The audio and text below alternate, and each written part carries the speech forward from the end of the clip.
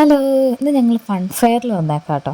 നമ്മുടെ വീടിൻ്റെ തൊട്ടടുത്ത് വലിയ പാർക്കുണ്ടല്ലോ, ഞാൻ വീഡിയോയിൽ കാണിച്ചിട്ടില്ല. അപ്പോൾ ആ പാർക്കിൽ ഫൺ ഫെയർ വന്നേക്കുവാണ്ട് ഇഷ്ടം പോലെ ഗെയിംസ് ഉണ്ട് കേട്ടോ.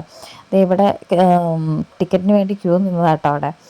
ഇത് കണ്ടോ, അച്ഛനും മോനും നല്ല കാർ റേസിങ്ങിന് പോയ മാതിരി, മത്സരിക്കാൻ പോയ മാതിരി കാറൊക്കെ ഓടിച്ചിട്ട് പോകണം കേട്ടോ.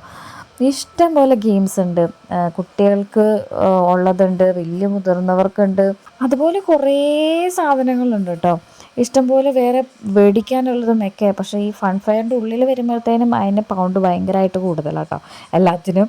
കൊച്ചിന് ട്രെയിൻ ഭയങ്കര ഇഷ്ടമായതുകൊണ്ട് അത് മിസ് ചെയ്തില്ല.